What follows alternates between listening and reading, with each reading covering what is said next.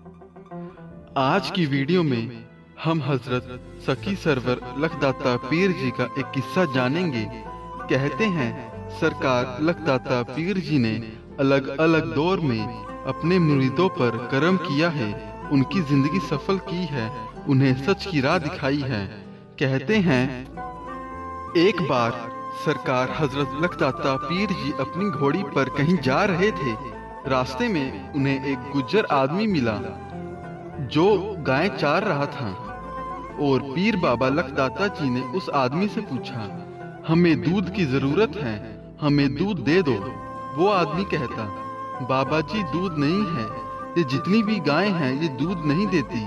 मैं खुद इस बात से परेशान हूँ कि ये सुबह शाम इन्हें चारता हूँ और एक भी गाय दूध नहीं देती।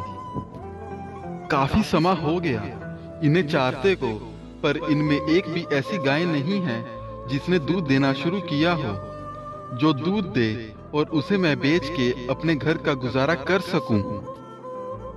मुझे इनसे कोई फायदा नहीं हो रहा, पर अब ये मेरे पास है तो मुझे इनकी सेवा करनी पड़ती है, इन्हें चारना पड़ता है, इनका पेट भरना पड़ता है।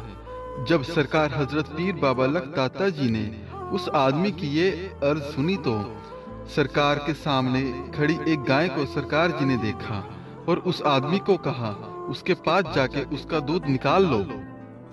जब वो उस गाय के पास गया तो वो गाय दूध देने के लिए तैयार खड़ी थी। वो आदमी बहुत खुश हुआ और कहा, आज बाबा जी के करम निगाहे से आज मेरी गाय ने दूध दे दिया। तो उसने आसपास नजर घुमाई तो सारी गाय दूध देने के लिए तैयार खड़ी थी। तो वो आदमी ये देखकर सरकार के चरणों में गिर गया और कहने लगा, बाबा जी आप कौन हो? फिर हजरत पीर बाबा लखदाता जी ने अपने बारे में बताया तो वो आदमी बहुत खुश हुआ और सरकार जी ने उसे आशीर्वाद दिया, जाओ अब से तुम्हारी कौम के पास कभी भी दूध खत्म नहीं होगा। चाहे तुम्हारी कौम दूध को पानी की तरह बहा दे, फिर भी तुम्हारी कौम में दूध की कमी नहीं होगी कभी। फिर ऐसा करम हुआ सरकार हजरत पीर बाबा लाला वाला लखदाता जी का, तो उस दौर से अभी तक सरकार का करम चलता आ रहा है। हम देख सकते हैं गुज्जर भाइयों बहनों के पास दूध ज्यादा होता है और गाय भैंसे भी ज्यादा होती हैं। जैसे कहते हैं कि किसी एक पे जब कर्म होता है तो उसकी आने वाली पीढ़ियों तक वो कर्म आगे बढ़ता जाता है, आखिर तक सबको उस कर्म का फल मिलता रहता है। धन्यवाद।